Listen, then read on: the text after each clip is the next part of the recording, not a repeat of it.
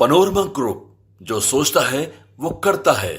नमस्कार, भारत लाइव देख रहे हैं आप। देखिए, अमित शाह आज बिहार पहुंचे हुए थे। बिहार में मुजफ्फरपुर में एक बड़ी रैली को संबोधित किया उन्होंने। देखिए, तमाम तरह के बड़े आरोप महागठबंधन सरकार पर लगा दिया है अमित शाह ने। केंद्रीय गृह मंत्री अमित शाह एक साल में 7वीं बार बिहार आए। गृह मंत्री बनने के बाद वे पहली बार मुजफ्फरपुर पहुंचे, जहां नीतीश कुमार और लालू प्रसाद यादव पर जमकर निशाना साधा।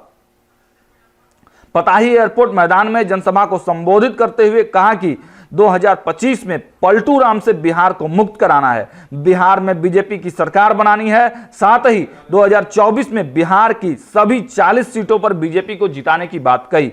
जातीय सर्वे पर अमित शाह ने नीतीश सरकार पर भी हमला बोला। उन्होंने कहा कि बीजेपी की कोशिशों से बिहार में जातिगत जनगणना हुई है। कहीं ना कहीं अमित शाह जातिगत जनगणना का क्रेडिट लेना चाहते थे। ओबीसी ईबीसी के लिए जातीय सर्वे एक छलावा है। इसमें पिछड़ा अति पिछड़ा की आबादी घटी है, जबकि मुस्लिम और यादव की आबादी बढ़ा दी गई है।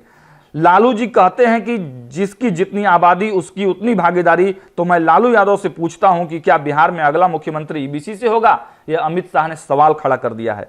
22 मिनट के भाषण में शाह ने नीतीश को जहां पलटू राम बताया, वहीं मोदी सरकार की उपलब्धियां गिनवाई। जनसभा को संबोधित करते हुए शाह ने लोगों से पूछा कि क्या आपने जंगल राज लालू यादव को वोट दिया था? ये पलटू राम बिहार के जनादेश का अपमान कर रहे हैं। बिहार को जंगल राज बनाने का नेतृत्व नीतीश कुमार कर रहे हैं। G20 में मोदी जी दुनिया का सम्मान दिया। मोदी जी ने देश का गौरव बढ़ाने का काम किया। मैं यहां पलटू बाबू को कहने आया हूं कि मुझे बताओ, कश्मीर हमारा है या नहीं है?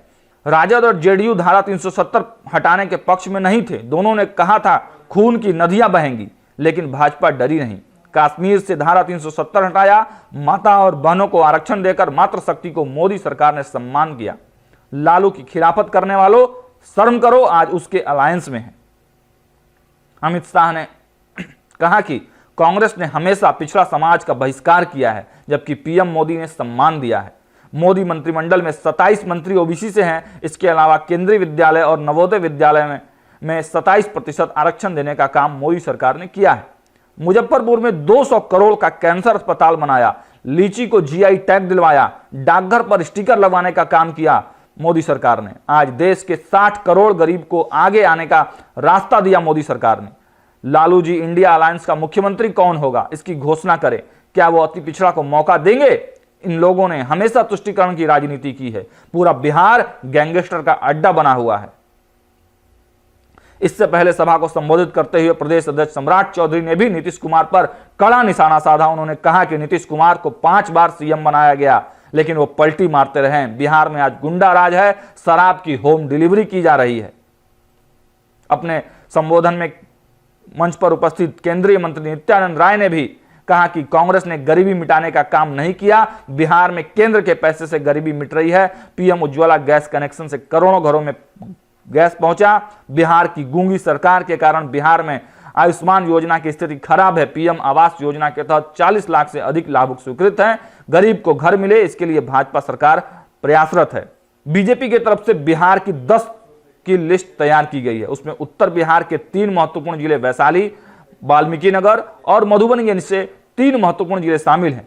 पार्टी इन सीटों पर अपनी पकड़ मजबूत करना चाहती है। देश भर में कमजोर लोकसभा सीटों की कमान भाजपा के राष्ट्रीय अध्यक्ष जेपी नड्डा और अमित शाह ने अपने अपने हाथों में ले रखा है। उत्तर बिहार के इन 3 जिलों में 2 जिले वाल्मीकिनगर और मधुबनी के झंझारपुर में अमित शाह पहले ही रैली कर चुके हैं। मुजफ्फरपुर की उनकी रैली को वैशाली के दृष्टिकोण से बहुत ही महत्वपूर्ण माना जा रहा है।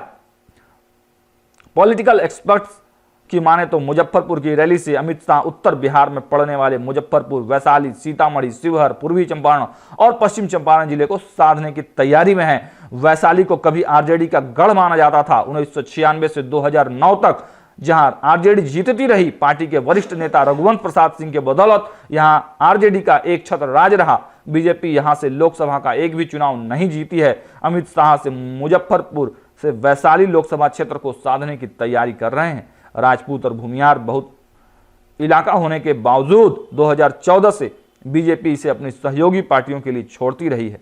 पिछले 2 चुनावों से एलजेपी इस सीट से जीत रही है। 2014 में पार्टी के रामकिशोर सिंह तो 2019 में वीणा देवी यहां से चुनाव जीती थी। इस बार वैशाली से बीजेपी अपना उम्मीदवार उतारने की तैयारी में है। पनोरमा ग्रुप, जो सोचता है वो करता है। अगर ये वीडियो पसंद आई और वह बिहार के राजनीति और बिहारियत से सरोकार रखेनी तो सब्सक्राइब बटन दबा के चैनल के सब्सक्राइब कर ली।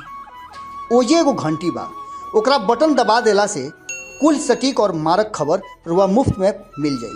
अगर रुआ पत्रकारिता के हमनी के नया प्रयोग में सहयोग कर चाहतानी तो ज्वाइन बटन दबा दी।